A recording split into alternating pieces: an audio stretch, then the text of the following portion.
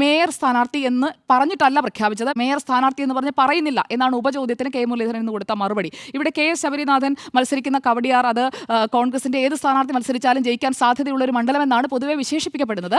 പക്ഷേ കവടിയാറിൽ ഇത്തവണ അങ്ങനെയാകുമോ കാര്യങ്ങൾ എന്നുള്ളതാണ് നമുക്ക് കാത്തിരുന്ന് കാണേണ്ടത്. കാരണം ശബരിനാഥനെ അതായത് 2015 ഉപതെരഞ്ഞെടുപ്പിലും 2016 തെരഞ്ഞെടുപ്പിലും വിജയിച്ചതിന് ശേഷം 2021 പരാജയപ്പെട്ട ശബരിനാഥനെ കൊണ്ടുവന്ന് അവതരിപ്പിക്കുമ്പോൾ കവടിയാറിൽ എങ്ങാനും പാളിപ്പോയിട്ടുണ്ടെങ്കിൽ അത് വലിയ വീഴ്ചയായി മാറും കോൺഗ്രസിന്റെ കെ മുരളീധരന്റെ ഒക്കെ. അതാണ് ഞാൻ പറഞ്ഞത്, പല തലകളും ഉരുളും എങ്ങാനും ശബരിനാഥൻ അവിടെ പരാജയപ്പെട്ടു പോയാൽ. കാരണം ശബരിയുടെ വീടിരിക്കുന്നത് ശാസ്തമംഗലം വാർഡാണ്. അവിടെ വനിതാ സംവരണം ആയതുകൊണ്ടാണ് തൊട്ടപ്പുറത്തുള്ള കോൺഗ്രസിന്റെ സ്ട്രോങ് ഹോൾഡായ കവടിയാറിൽ ശബരിയെ നിർത്തുന്നത്. അതോടൊപ്പം തന്നെ വൈഷ്ണ സുരേഷ് എന്ന് പറയുന്നത് ഒരു യുവാക്കളുടെ ഒരു മിക്സ് കൊണ്ടുവരികയാണ്. വൈഷ്ണ സുരേഷ് മുട്ടട വാർഡിലാണ്, അത് CPIM-ന്റെ സിറ്റിംഗ് സീറ്റാണ്. അവിടെ വൈഷ്ണ വിജയിച്ച് കയറുകയാണെങ്കിൽ അതും ഒരു അഡ്വാൻറ്റേജായി അത് നിയമസഭാ തെരഞ്ഞെടുപ്പിലേക്ക് പോകുമ്പോൾ ഉയർത്തിക്കാട്ടാൻ കഴിയും.